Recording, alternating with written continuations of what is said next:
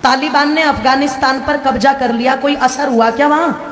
सांसदों को भी रातों रात सब कुछ छोड़ करके निकलना पड़ा कि नहीं निकलना पड़ा? बोलो, तुम्हें क्या लग रहा है तुम्हारे देश में ये स्थिति नहीं बन रही?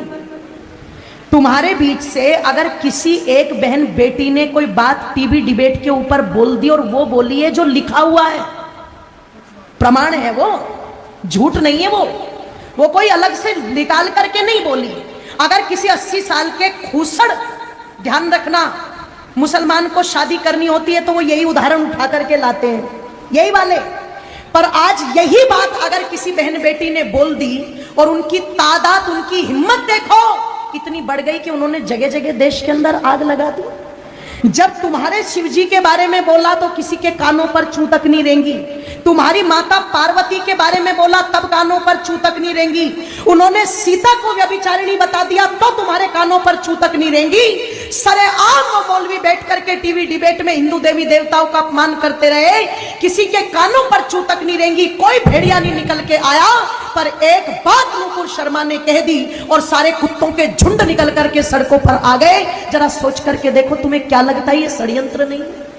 तुम्हें क्या लगता है ये पहले से कोई योजना नहीं है? आप जाते हो इबादत करने के लिए और उधर से एकदम से इतने पत्थर तुम्हें कहां मिल जाते हैं कि पुलिस वालों को पीछे हटना पड़ता है, पर वो पत्थर खत्म नहीं होते।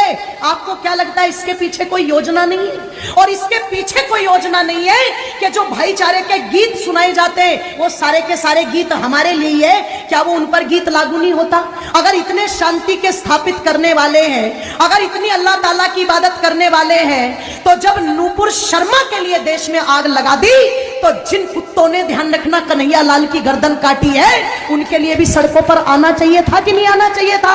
तब तो पता लगे कि ये भाईचारे का पाठ दोनों तरफ से चल रहा है। और तुम एक पक्ष को लेकर के आग लगा दो देश में और दूसरे पक्ष पर तुम दुदकारी नान करके बिल में घुस जाओ, इससे पता नहीं लगता। ध्यान रखना, इसलिए थोड़े से सचेत हो जाओ। थोड़ी सी तो आवश्यकता है आप लोगों को जागरूक होने की। थोड़ा सा तो विचार और मंथन चिंतन माताओं तुम भी करो कि तुम कर क्या रही हो आज। एक एक तुम्हारा बेटा, उसे तुमने इतना फुसफुसिया बना दिया, इतना फुसफुसिया बना दिया कि वो 15 मिनट धूप में नहीं खड़ा हो सकता, वो 2 किलोमीटर पैदल नहीं चल सकता।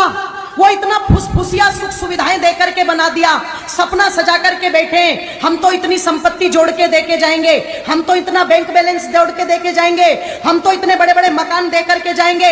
एक बात मेरी याद रखना, चाहे सब भूल जाना, एक बात मेरी पर याद रखना, सब भूल जाना।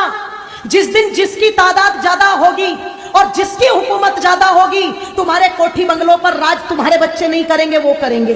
तुम्हारे उस पैसे को तुम्हारे बच्चे नहीं बरतेंगे, वो बरतेंगे।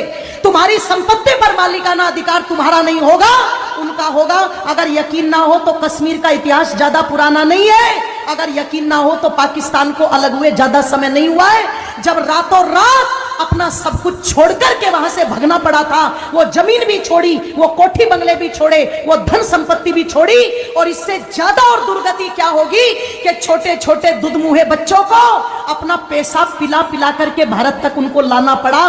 तुम सोच करके देखो, ये स्थिति हो चुकी है। और अगर ये पहले हो चुका है, आगे नहीं होगा, ऐसा बिल्कुल भी मान करके मत चलना। क्योंकि जो कौम अपने भूले इतिहास से शिक्षा नहीं लेती, उस कौम के मिटने में कभी भी देर नहीं लगती।